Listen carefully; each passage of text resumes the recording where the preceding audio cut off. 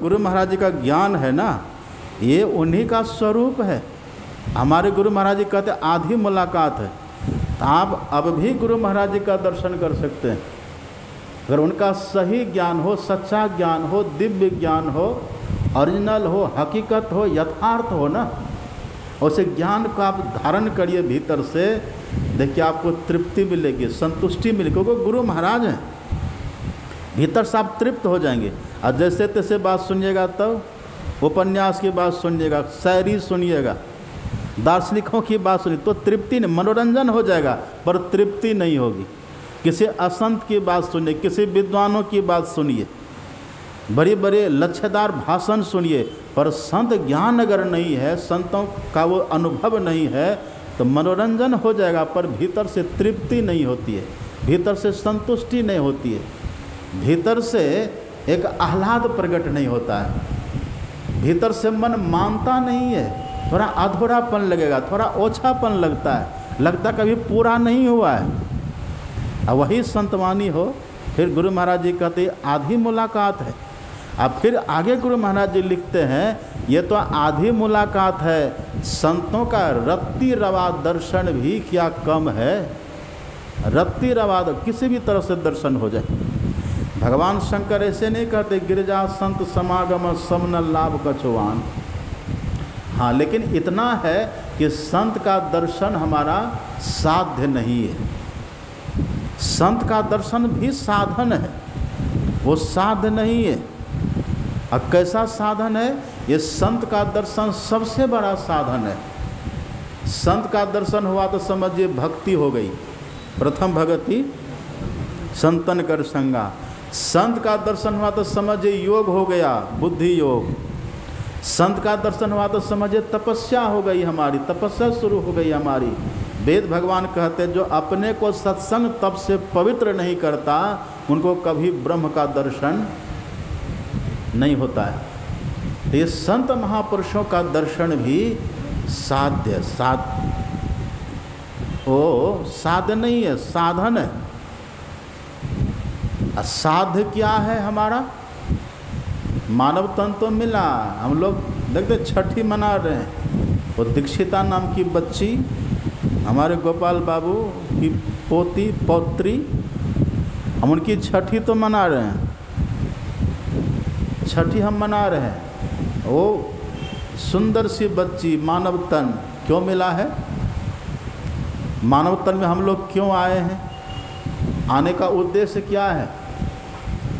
आपने कई बार सुना है, बहुत सुने। भगवान ने उद्देश्य बतला दिया। भगवान कहते हैं साधन धाम मोक्ष कर द्वारा। किस लिए आए हैं मानव के तन में? मोक्ष पाने के लिए। और शंकर भगवान जो ये बात कहते हैं ना कि संत महापुरुषों का दर्शन सबसे बड़ा लाभ है, तो बड़ा लाभ कहने का भाव क्या है? बड़ा लाभ कहने का भाव है इस मानव तन में रह करके जो सबसे दुर्लभ चीज़ है। सबसे दुर्लभ क्या कहिए तो? मानव तन में हम आ गए, अब सबसे दुर्लभ क्या है? जीव के लिए, जीवात्मा के लिए सबसे दुर्लभ क्या है? क्या है?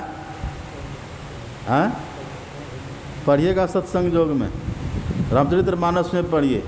तुलसीदास जी कहते हैं अति दुर्लभ, अति दुर्लभ। एक होता है दुर्लभ, दुर्लभ का अर्थ होता है जिसका लाभ प्राप्त करना दुस्तर, दुर्भर, कठिन हो, वो दुर्लभ है।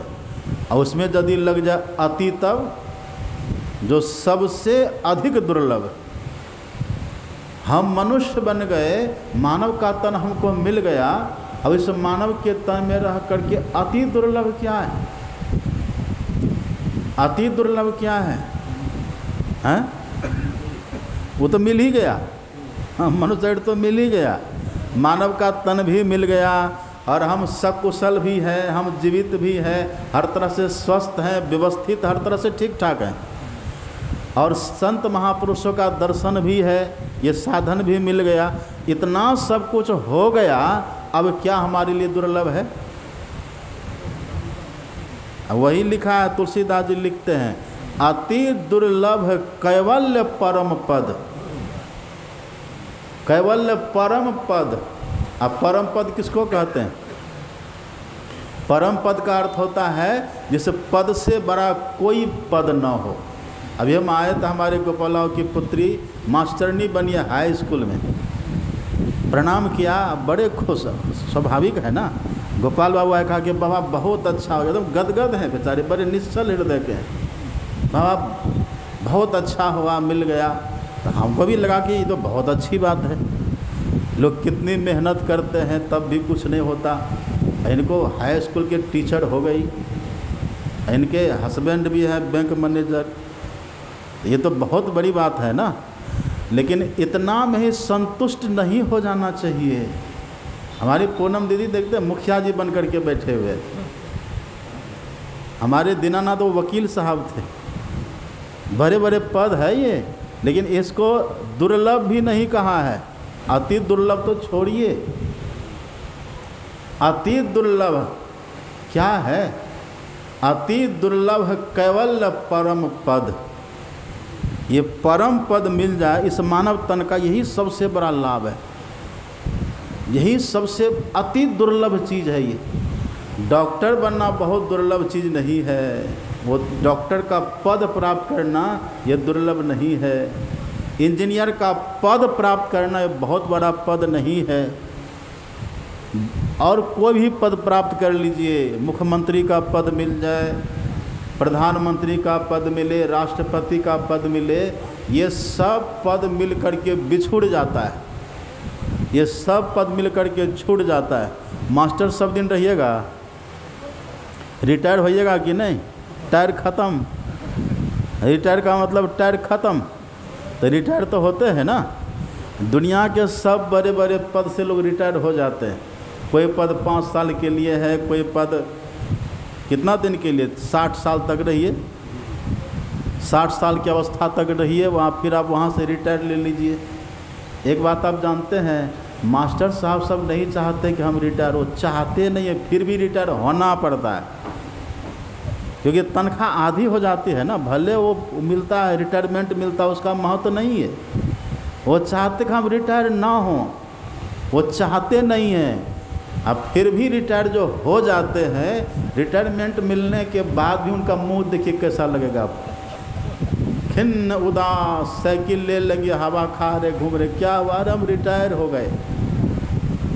रिटायर होना लोग नहीं चाहते हैं, पदच्युत होना नहीं चाहते हैं लोग, पद भ्रष्ट होना नहीं चाहते हैं लोग। ये दुनिया का कोई बड़ा से बड़ा पद आपको मिल जाए ना, उस पद पर सब दिन नहीं रह सकते। लेकिन परम पद उसको कहते हैं जो पद एक बार मिल गया वो फिर कभी छूटता नहीं है, वो फिर कभी बिछुड़ता नहीं है। ये पद पढ़िए ना, किसको मिला? संत वही होते जिनको ये पद मिल जाता है, इसलिए संत से बड़े कोई होते हैं?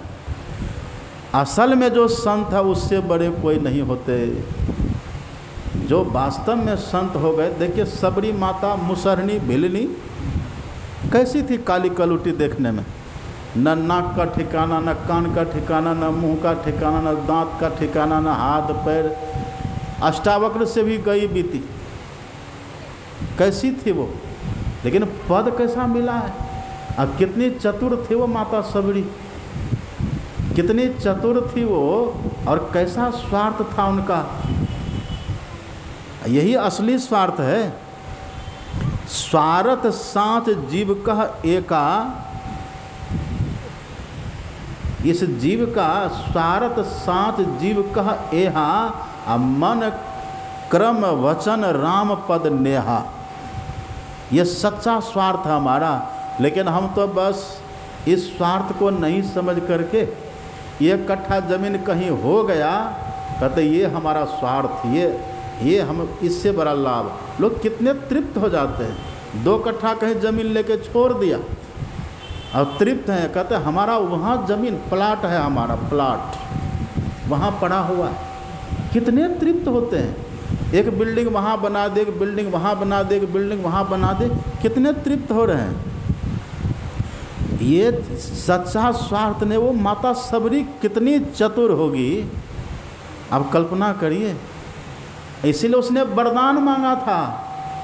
पहले के जन्म में संत से सबरी माता ने वरदान मांगा था कि यदि आप मेरे ऊपर प्रसन्न है ना, तो सबसे पहला वरदान तो ये दीजिए कि हम मर जाएं। ऐसा कोई मांगेगा वरदान? देखिए, जो स्वार्थ को समझ लिया है, जो हकीकत को, जो सच्चाई को, जो जीवन के यथार्थ को समझ लेते हैं ना, फिर उनका जीवन कैसा हो जाता है। माता सबरी ने कहा कि अगर आप हम पर कृपा करते हैं, वरदान देना चाहते, तो बस ये वरदान हमें दे दीजिए, हम शीघ्र मर जाएं। संत ने देखा, रे ये बहुत चतुर है। चतुर शिरोमणि तेई जग माही, जे मणि लागी सो जतन कर। बड़ा चतुर है माता सबरी। इतने पर वो रुकी नहीं, राजकुमारी थी तब वो, राजघराने की थे वो, क्षत्राणी थी तब वो। उसने कहा कि हमें ये वरदान दीजिए कि शीघ्र मर जाएं। वहीं पर रुकी नहीं, महाराज हम मर करके गरीब घर में जन्म ले, ये भी दीजिए वरदान, क्योंकि अमीरों की चार दीवारी हमें कैद कर लेगी। वो तो कोई बिरले होते हैं जो अमीर होकर के भी भक्त बन जाते हैं। आपको पता है ना, अंग्रेज लोग कहते हैं, अंग्रेज़ों का कहना, अपने देश में नहीं, अंग्रेज लोग ऐसा कहते हैं। अंग्रेज लोग, पाश्चात्य देश के लोग, पश्चिम देश, जो अपने को बड़ा धनी, अपने को सुविधाओं से संपन्न कहते, वो लोगों का कहना है कि सुई के छेद से ऊंट का निकल जाना संभव है, पर किसी अमीर का भगवान का भक्त बनना असंभव है। पर अपने देश में ऐसा है, अपने देश में लागू नहीं। यहाँ तो अम्बरीश, राजा अम्बरीश, सार्वभौम सम्राट, उनका पढ़िए इतिहास, शिवी का पढ़िए, दधीची का पढ़िए, और तो और आप मनु शत्रुपा का पढ़िए। मनु सार्वभौम सम्राट हैं, पढ़िए उनका। ये चतुर आदमी, माता सबरी कितना चतुर है। कहा हमको मरने का वरदान तो दे ही दीजिए, और साथ साथ यह भी कि हम अत्यंत गरीब घर में जन्म लें, और कुल खानदान से भी जो हीन हो, निकृष्ट हो, छोटा, जो उपेक्षित हो, ऐसा जन्म हो। हमारे गुरु महाराज जी से किसी ने कहा था, हमने सुना है, पढ़ा भी नहीं, सुना है। हमारे सदगुरु महाराज जी से किसी ने कहा था कि सरकार, आप में इतना सद्गुण है, यदि आप ब्राह्मण होते तो कितना अच्छा होता। तो गुरु महाराज जी ने कहा कि यदि मैं डोम होता तो और ज़्यादा अच्छा होता। ये कितना चतुर है माता सबरी, देखिए चतुर। स्वार्थ साँच जीव का एहा, मन कर्म वचन राम पद। ये सच्चा स्वार्थ है। हम तो 2 कट्ठा प्लॉट लेके स्वार्थी बन जाते हैं, उसी में समझते कि बस हो गया, अब 2-4 बिल्डिंग जहाँ तहाँ बना ले कहते हो गया, 2-4 करोड़ एकाध बहुत धन जमा कर लेते, बैंक बैलेंस कर लेते, कहते हो गया, 2-4 जहाँ तहाँ FD कर दे, कहते हो गया हमारा स्वार्थ सिद्ध। ये नहीं है। माता सबरी कितना चतुर है, उतने में रुकी नहीं है माता सबरी। आगे वो कहती हैं कि महाराज, यदि आप कृपा करना चाहते हैं ना, तो हमको अत्यंत कुरूपा बना दीजिएगा। अत्यंत कुरूपा, क्योंकि हम शरीर है नहीं, शरीर हमारा कैसा भी रहे। अत्यंत कुरूपा हमको बना दीजिए, अत्यंत गरीब हमको बना दीजिए, और निम्न कुल में जन्म हो जाए, अब मरने का भी वरदान दे दीजिए। स्वार्थ साँच जीव कह एका, एहा मन कर्म वचन राम पद नेहा। कैसा, ये कैसा स्वार्थ है। ये स्वार्थ यदि किसी के भीतर हो जाए, तब दे, यही स्वार्थ जिनके भीतर होता है ना, उसी को मिलता है परम पद। वो परम पद के अधिकारी होते हैं, वो परम पद के अधिकारी। माता सबरी तभी ना हुआ, तभी ना आप पढ़ेंगे ना माता सबरी के लिए, कही कथा सकल बिलो के हरिमुख हृदय पद पंकज धरे, अतजी जोग पावक दे हरि पद लीन भई जहाँ नहीं फिरे। आज जहाँ नहीं फिरे का मतलब वो पद कभी छूटेगा ही नहीं। अब माता सबरी का वो पद कभी छूटेगा ही नहीं। अब वो पद क्या राम भगवान के आने के बाद मिला था माता सबरी को? उनके आने के पहले मिल चुका था। इसलिए राम भगवान खुद माता सबरी की स्तुति किए हैं। कह रघुपति सुनो भामिनी बाता। स्तुति किसको कहते? गुणगान करने को स्तुति की है भगवान। कह रघुपति सुनो भामिनी बाता, मानव एक भगति कर नाता। कहते कहते भगवान कह देते सकल प्रकार भगति दृढ़ तोरे। स्तुति है, वो पद उनको पहले मिल चुका था। माता सबरी भीतर से कृतकृत्य है, भीतर से तृप्त है, भीतर से संतुष्ट है माता सबरी। यही है सबसे बड़ा लाभ। इससे बड़ा कोई लाभ है ही नहीं दुनिया में। विश्वास हो रहा है? हाँ, गुरुनंदन बाबा सुना रहे हैं। कौन है? वही गुरुनंदन सुना रहे हैं। अगर अपनी बात हम सुनाएंगे ना, फिर आपको न तृप्ति होगी, न संतुष्टि होगी, न खुश होइएगा। अति दुर्लभ केवल परम पद।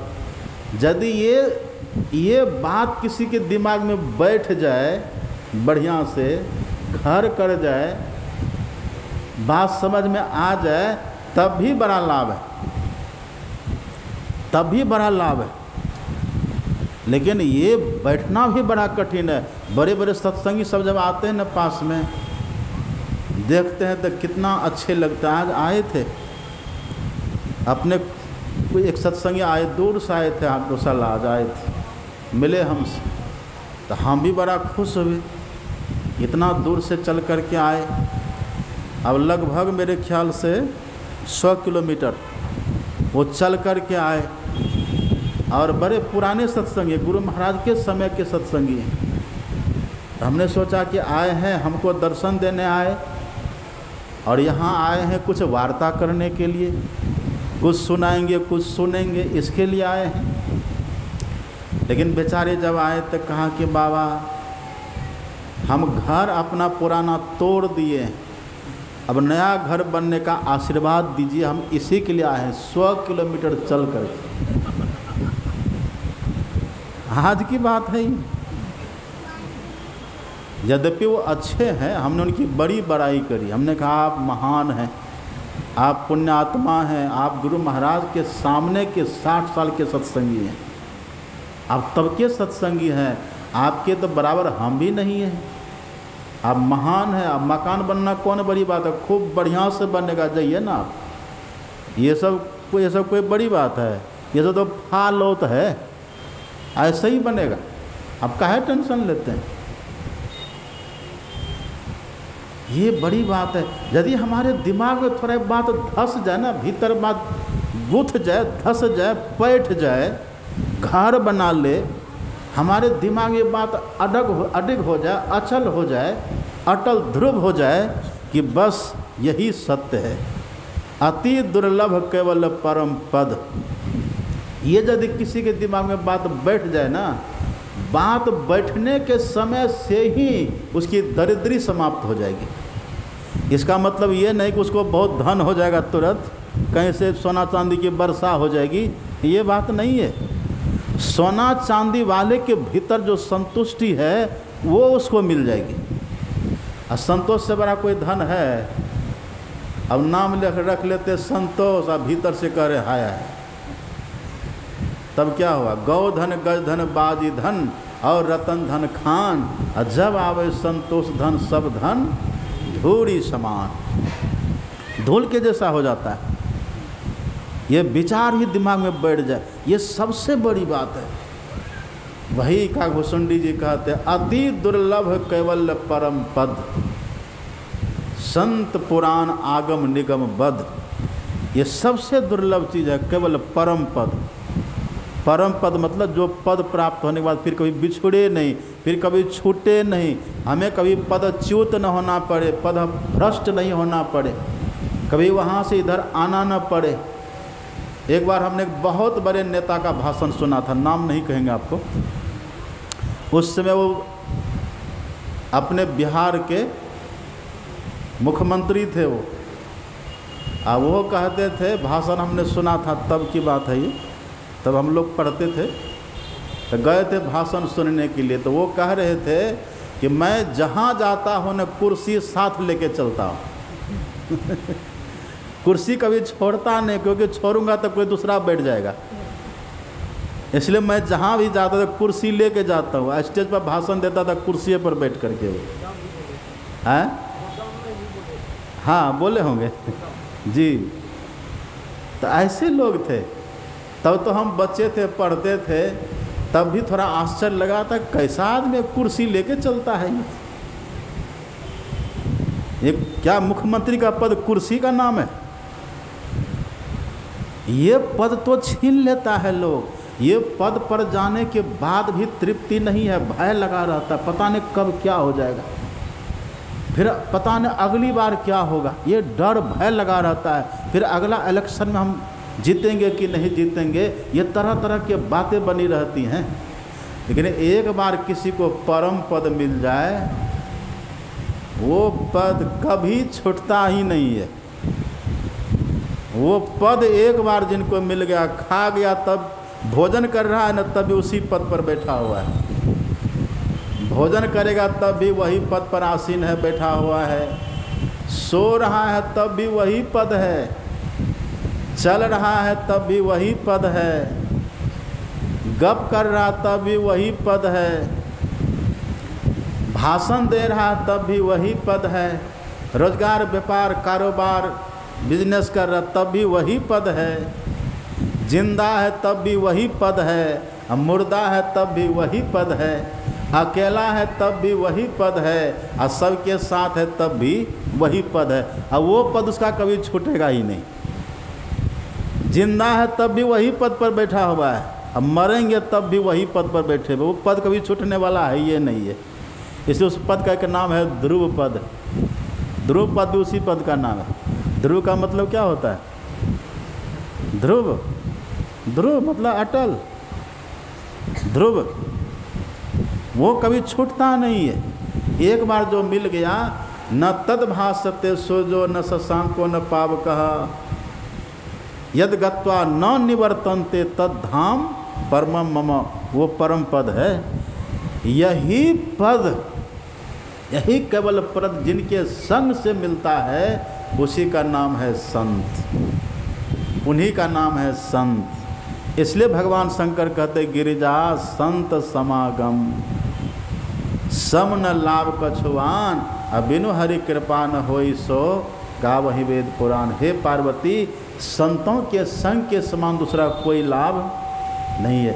यही लाभ जिनके संग से मिले, जिनके दर्शन से मिले, जिनके सानिध्य से मिले, जिनकी सेवा से मिले, जिनकी स्तुति प्रार्थना से मिले, उन्हीं का नाम है संत।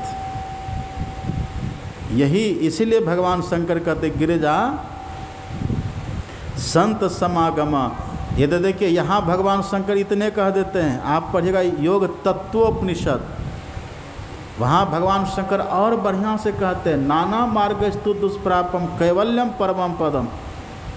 शंकर भगवान कहते हैं वहाँ कि किसी भी मार्ग से, अनेकों दुनिया के अनेकों मार्ग से कोई चाहे कि केवल पद को प्राप्त कर ले, नहीं होगा, वो नहीं होगा। वो जब भी होगा ना तो एकमात्र संत के संग से होगा। हाँ, ध्रुव के लिए कहते हैं ध्रुव पद। ध्रुव कोई साधारण नहीं थे, ध्रुव कोई साधारण नहीं थे। तो ये एकमात्र संत के संग से, ध्रुव जी को नारद जी का संग था, एकमात्र संत के संग से मिलता है। और संत का संग मतलब ये नहीं कि संत के साथ में रहे, संत का चरण दबावे, संत को जल पिलावे, संत को भोजन करावे, संत को टहलावे, संत का कपड़ा धोए, संत को हाथ धुलावे, संत को मुंह धुलावे। 100 योजन साधन बसे, 100 योजन साधन बसे, जानो हृदय मझार, कपट सने ही आंगना 7 समुद्र पार। यदि कपट करके भोजन करेंगे ना, मुक्ति मिलेगी, ये बात तो तय है, पर तुरंत नहीं मिलेगी, समय लगेगा, क्योंकि साफ करना, सफाई करनी पड़ेगी ना। निर्मल मन जन सो मोहि पावा, मोहि कपट छल छिद्र न भावा। तो जिनकी सेवा से ये सब लाभ हमारे जीवन में हो, वह भगवान शंकर कहते दूसरा कोई रास्ता नहीं है। नाना मार्गस्तु दुष्प्रापम कैवल्यम परमम पदम, पतिता शास्त्र जालेषु प्रज्ञा तेन मोहिता। और फिर भगवान शंकर कहते कहते कह देते अनिर्वाच्यम पदम वक्तुम न शक्यम ते सुरेरपि स्वात्म प्रकाश रूपम तत्किम शास्त्र न प्रकाशति। भगवान शंकर कहते ये पद जब भी मिलेगा संत की कृपा से अपने आप से मिलेगा। मतलब खुद आत्मदृष्टि प्राप्त हो जाने पर आत्मा खुद को पहले देखे, आत्मा खुद को पहले निहारे, और तब खुद का दर्शन पहले हो, खुद के दर्शन करने के बाद तब वो पद मिलता है। अब परम पद कहिए, चाहे केवल पद कहिए, या फिर हरि पद कहिए, या फिर ईश्वर का दर्शन कहिए, एक ही बात है, इसमें कोई फर्क, कोई भेद नहीं है। इसलिए आप देखिए आगे भगवान शंकर ने क्या कहा। स्वयं पहले तो ये कह देते हैं गिरिजा संत समागम समन लाभ कछुआन, और उसके बाद का जो है स्वयं सर्वज्ञ गुणी स्वयं ज्ञाता, स्वयं महिमंडित पंडित दाता, धर्म परायण स्वयं कुलत्राता, रामचरण जाकर मन राता, नीति निपुण स्वयं परम सयाना, श्रुति सिद्धांत निकट ही जाना, सो कवि कोविद सो रणधीरा, और जो छल छारी भजई रघुवीरा। ये सब गुण उनके जीवन में आ जाता, वो सर्वज्ञ हो जाएगा, उनसे फिर कुछ जानना बाकी नहीं रहता। जो केवल परम पद पर चले गए ना, वो सर्वज्ञ हो गए, और वो स्वयं महिमंडित। अब उससे इस धरती भी, ये धरती भी उनके रहने से सुशोभित हो जाती है। ये कितनी बड़ी बात भगवान शंकर ने कही। तो संत की पहचान क्या है, संत का लक्षण क्या है? बहुत लक्षण वर्णन है, संतों का बहुत गुण वर्णन है। संतों के गुण इतने वर्णन है, अगणित श्रुति पुराण विख्याता। संतन के लक्षण सुनो भ्राता, राम भगवान कहते हैं संतन के लक्षण सुनो भ्राता, अगणित श्रुति पुराण विख्याता। अगणित का अर्थ क्या होता है? जिसका हिसाब लगाना कठिन है, अगणित। गणित जिसका हिसाब आप लगा ही नहीं पाएंगे, इतना उनका गुण है। पर एक गुण हम जिससे उनकी पहचान कर सकें, या फिर उनका दर्शन करें, उनका संग करें, क्या है लक्षण? उसका लक्षण हमारे गुरु महाराज जी ने बस वही मेन पॉइंट को अंकित किया है, मुख्य बिंदु। ज़्यादा लक्षण गुरु महाराज जी नहीं बताए। पढ़े हैं ना, मुक्ति मार्ग जानते, साधन करते नित्य, असाधन करते नित्य, सत्चित जग में रहते। यही है मुख्य बिंदु, यही जो मुक्ति का रास्ता खुद जाने और उस पर चलने का अभ्यास करे, अभ्यास करते करते पूर्ण हो जाए, दूसरों को भी बतावे। बस यही, इसी को पकड़ लीजिए बस। अब मुक्ति का रास्ता है कहाँ, किधर से है,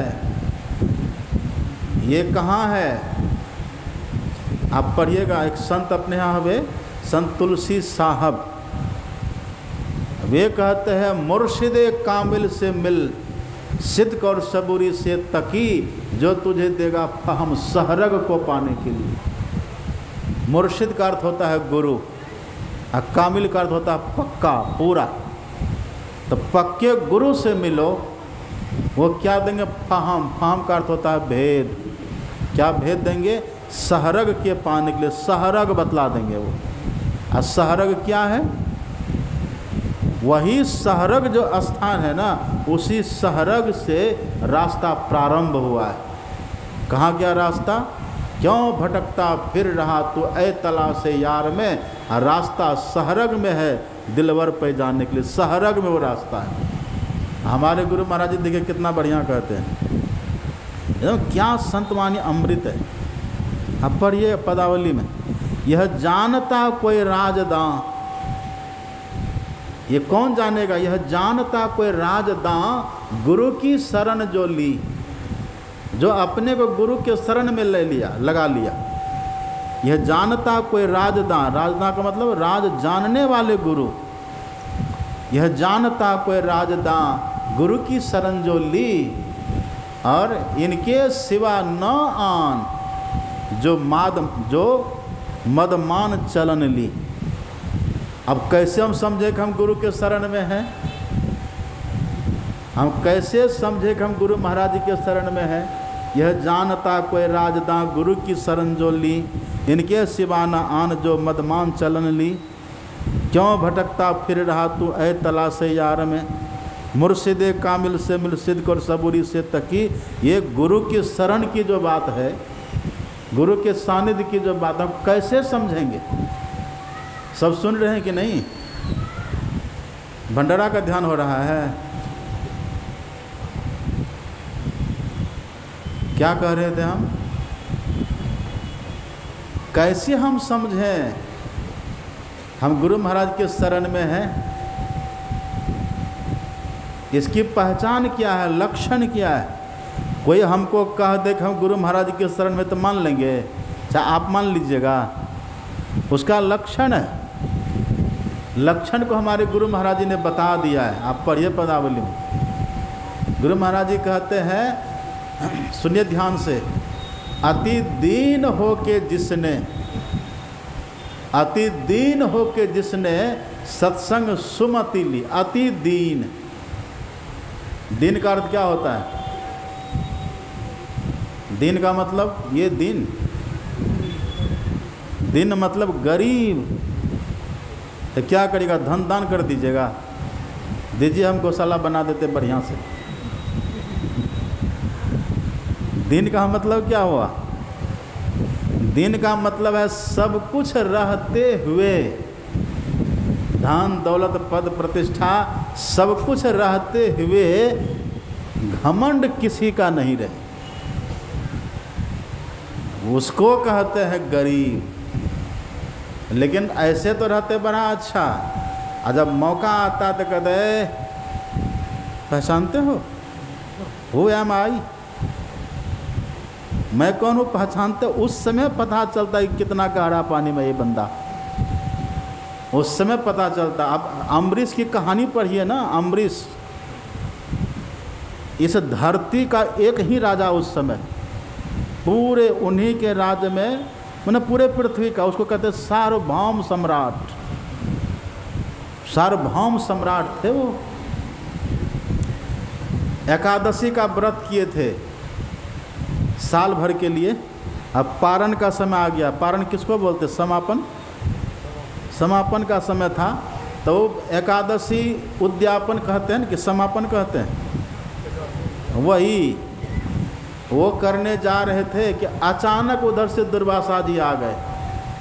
और दुर्वासा जी अकेले नहीं चलते थे, 60,000 शिष्य को लेकर के चलते थे साथ में। पूरा बाजार घूमता था उनके साथ, मेला। 60,000, उतना भीड़ तो जिला अधिवेशन में भी नहीं होता, अखिल भारतीय में होता है। उतना लेकर घूमते थे दुर्वासा जी। हाँ, उनका एकादशी उद्यापन का समय, और उसी समय वो आ गए। और दुर्वासा जी जरा सा प्रतिकूल हुआ कि तुरंत श्राप, और सम्मान किया तो तुरंत आशीर्वाद। वैसे थे वो। अब दुर्वासा जी जैसे आए तो अम्बरीश ने कहा कि बड़ी कृपा हुई महाराज जी, आप पधारे, देखिए आज मेरा एकादशी का उद्यापन है और आपने कृपा करके पधारा, तो आप भी भाग लीजिए। कहा ठीक है, मैं स्नान करके आ रहा हूँ। वो चले गए स्नान करने के लिए। अब 60,000 शिष्य को लेके गए हैं, तो सब नहलाएंगे धुलेंगे, फिर सब तैयार होंगे, तब न वापिस आएंगे। इनके एकादशी उद्यापन का जो मुहूर्त था ना, वो बीता जा रहा है। इन्होंने पंडितों से पूछा कि आप बताओ क्या करें? महाराज जी तो गए, तब पता नहीं उधर से कब आएंगे, समय हो रहा, अब क्या करें? तब पंडितों ने एक सलाह उनको दी। कहा कि देखिए राजन, इस समय यदि आप ये काम नहीं करिएगा तो आपका साल भर का व्रत व्यर्थ हो जाएगा। एक काम करिए, आपको दुर्वासा जी का सम्मान भी करना है और एकादशी का समापन भी करना है, तो इस समय एक उपाय है, आप जल पी लीजिए, बस भोजन मत करिए, जल पी लीजिएगा तो आपका एकादशी उद्यापन भी हो जाएगा। अब भोजन नहीं किया तो महाराज जी का सम्मान भी। अब ये सबसे सलाह करके विचार करके बेचारे, और तब गिलास में जल लिया, मुहूर्त बिल्कुल लास्ट पॉइंट पर बीता जा रहा है, गिलास में जल लिए, अब उसी समय मुख में लगा, एक घूंट लिए कि तुरंत दुर्वासा जी आ गए। अरे दुष्ट राजा, अपने व्रत का तुमको इतना घमंड, मुझको निमंत्रण दे करके मेरे आने के पहले तूने जलपान कर लिया, आखिर तूने समझा किया है। किन से बोल रहे हैं? कौन थे वो? गंगटा के क्या थे? पार्षद? ये क्या गंगटे ना ये क्या? अब कल्पना करिए, सार्वभौम सम्राट उनको कह रहे दुष्ट राजा, पढ़िए पूरा लिखा भागवत में, आखिर तूने समझा किया है, मुझे निमंत्रण दे करके मेरे आने के पहले तूने उद्यापन कर लिया, अपने को इतना बड़ा भगत समझता है। जटा उखाड़ा, पटक दिया धरती पर, कृत्या पैदा हो गई। और आप जानते हैं अम्बरीश अगर चाहते उस समय तुरंत उनको कैद कर लेते, पकड़ो इनको, पकड़ो, सबको पकड़ो। साधारण नहीं थे अम्बरीश, लेकिन ये गुस्सा से तिलमिला रहे हैं। और दुर्वासा का अर्थ क्या होता है? दुर्वासा कोई साधारण थे, भगवान शंकर के अवतार थे वो। दुर्वासा का अर्थ होता है दूषित वासा, मतलब गंदा कपड़ा। अपना कपड़ा भले गंदा हो पर दूसरे का कपड़ा को साफ करेंगे, ये जिनका व्रत है वही दुर्वासा है। जो दूसरों के यश को बढ़ाएंगे वही दुर्वासा है। दुर्वासा जी ने कृत्या को पैदा कर दिया। इतना सब कुछ होने के बाद समर्थ सम्राट है ये, सार्वभौम सम्राट है ये किसी भी तरह से उनका मुकाबला कर सकते हैं। लेकिन आप पढ़िएगा भागवत में, अति दीन होके जिसने सत्संग सुमति ली, दुर्वासा जी को देख करके क्रोध में आग बबूला है। पर ये अम्बरीश जी महाराज हाथ जोड़े खड़े, हाथ जोड़े खड़े। अम्बरीश जी कुछ नहीं कह रहे हैं, वो कृत्या को पैदा किए, कृत्या राक्षसनी। कृत्या प्रकट होकर के चली अम्बरीश को मारने के लिए, वो तब भी हाथ जोड़े खड़े, कुछ नहीं बोल रहे। अब भीतर से करा, इतने बड़े संत का हमने अपमान कर दिया, मेरा व्रत करना व्यर्थ है। ये कितनी दीनता है, ये मेरा व्रत करना व्यर्थ, इतने बड़े ऋषि, इनका हमने अपमान कर दिया। भले कृत्यारे मुझे मार दे, उसी में भला है, मर जाए वही ठीक है। पर होता क्या है, सुनो सुरेश रघुनाथ स्वभाव, निज अपराध रिसाई न काऊ, जो अपराध भगत कर करई, राम रोष पावक सो जरई। अम्बरीश जी तो कुछ नहीं कर रहे हैं, वो चुपचाप खड़े हैं। लेकिन जैसे कृत्या आगे बढ़ी, वहीं पर भगवान का सुदर्शन चक्र प्रकट हो जाता, अपने आप चक्र, सुदर्शन चक्र प्रकट हुआ। और वो चक्र प्रकट होकर के कृत्या के पीछे, कृत्या को तो वहीं खत्म कर दिया, कृत्या का कत्ल हो गया। अब वही चक्र लगा है दुर्वासा जी के पीछे। दुर्वासा जी भागे वहाँ से, और सुदर्शन चक्र पीछे लगा हुआ है, और अम्बरीश जी वहाँ खड़े। आप पढ़िएगा भागवत को, 1 वर्ष बीता है, 12 महीना, इतने विनम्र है वो, अब भी वहीं खड़े। 12 महीना बीता, 365 दिन, वर्षा आई बीत गई, ग्रीष्म ऋतु आई बीत गई, सब ऋतुएं आई, क्रम क्रम से 6 ऋतुएं बीत गई, 365 दिन गया, 12 महीना बीता है। लेकिन अब तक वो वहीं खड़े हैं, और दुर्वासा जी भाग रहे, और सुदर्शन चक्र उनका पीछा छोड़ ही नहीं रहे। आप पढ़िएगा भागवत में, ब्रह्मलोक गए हैं पर ब्रह्मा जी नहीं बचाए। इंद्रलोक गए हैं पर इंद्र देवता नहीं बचाए हैं। अंतिम में भगवान शिव के पास शिव लोग जाते तो भगवान शिव ने कहा, रे मूर्ख, उन्हीं का अवतार थे ना, कहा यहाँ मेरे पास क्या आया है, जिनका चक्र है उनके पास जाओ। तो भागे वहाँ से सीधे वैकुंठ विष्णु भगवान के पास गए। अब जैसे विष्णु भगवान के पास गए, कहते त्राही माम बचा लीजिए प्रभु। भगवान कहते क्या हुआ? कहा बहुत कुछ हो गया। कहा बताओ? कहा मैं गया था अम्बरीश के यहाँ। अच्छा फिर?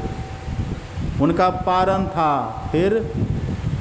तो निमंत्रण दिया कि तुम भी भाग लो। फिर? तो मैं गया स्नान करने के लिए। अच्छा फिर? ये सब कथा सुना रहे हैं। अब भगवान जो फिर कर रहे थे ना, तो भगवान के कहने का भाव था कि फिर करके देखो उधर। अब वो फिर मतलब अगेन फिर वो समझ रहे थे। भगवान ने कहा फिरो, पीछे पलटो, पीछे देखो क्या हो रहा है। यदि सुदर्शन चक्र तुमको मारना चाहता तो कब के मार दिया होता, और हम भी तुमको नहीं बचा पाएंगे। यदि तुम बचना चाहते हो तो जिनके चलते सुदर्शन चक्र तुम्हारे पीछे लगा है ना, उन्हीं के पास जाओ। भगवान फिर अम्बरीश के पास भेज देते फिर से। अब वो बेचारा 12 महीना बीता, 1 साल का समय बीता, पढ़िएगा भागवत में। वर्षा, आंधी, तूफान। अभी देखते हैं निकला था ना, न्यूज़ में निकला था ना कि 16-17 जून भीषण गर्मी पड़ेगी। सरकार की तरफ से अलर्ट हुआ था ना, सब सावधान हो जाइए। वो अम्बरीश जी महाराज जहाँ खड़े थे वहीं खड़े। ये तो एक नमूना हमने आपको सुनाया है, आप पढ़ेंगे ना आश्चर्य लगेगा। अति दीन हो के जिसने सत्संग, गुरु महाराज का, गुरु का सानिध्य किनको मिलता है? अति दीन हो के जिसने सत्संग सुमति ली, अपने को सोई में ही गुरु शरण में कर ली। दुर्वासा जी गए भाग करके अम्बरीश के पास। अब अम्बरीश से कहते त्राही माम गए उनका चरण छूने के लिए। अम्बरीश जी ने कहा, अरे महाराज जी बस आप तो हमारे लिए पूजनीय हैं। साष्टांग प्रणाम किए, कहा कि बचा लो, ये हमको जला रहा है, कत्ल कर देगा। तब अम्बरीश जी ने कहा कि यदि मैंने मन वचन कर्म से एकादशी का व्रत किया है और अपने इष्ट के सिवा किसी को हमने नहीं माना है, हे सुदर्शन आप शांत हो जाइए। जैसे कहा सुदर्शन शांत हो गया। ये है गुरु के शिष्य का लक्षण। ये है अति दीन हो के जिसने सत्संग सुमति ली, अपने को सोई में ही गुरु शरण में कर ली। ऐसा जब भाव बनता है किसी का, जेठ मन को हेठ करिए, मान मद बिसराइए, और गुरु सतगुरु चरण सेव करी करी भव, कैसे भव चरण सेव करी करी कठिन भव तरी जाइए, कठिन भव तरी जाइए। ये होता है। ऐसी जिनकी सहनशीलता हो जाती है, बस वही मानो गुरु के शरण में है, और उन्हीं को सहरग दिखता है। सहरग दिखना इतना आसान नहीं है। मिटा दे अपनी हस्ती को अगर कुछ मर्तबा चाहे, कि दाना खाक में मिलकर गुले गुलजार होता है। इबादत है किसी ना, हम राजे हैं उसी में जिसमें तेरी रजा है। यहाँ यूँ भी वाह वाह है, यहाँ वो भी वाह वाह है। हरम के पुजारी हरम चाहते हैं, कर्म के पुजारी कर्म चाहते हैं। हम न खुशी चाहते हैं न गम चाहते हैं, हम वही चाहते जो आप चाहते हैं। ऐसा जिसका भाव हो गया, उन्हीं को सहरग दिखता है। और जिनको सहरग दिखा वो रास्ता पकड़ लेता है। और रास्ता पर जो चढ़ गया, अब जैसे भी चले, slow and steady wins the race, धीरे भी चलेगा तब पहुंच जाएगा, तेज़ी से चलेगा तब भी पहुंच जाएगा, जैसे भी चलेगा वो पहुंच जाएगा। दिशा ठीक है तो दशा सुधर जाएगी। यही है। अब ज़्यादा कहना ठीक नहीं है, सब उब रहे हैं। हाँ?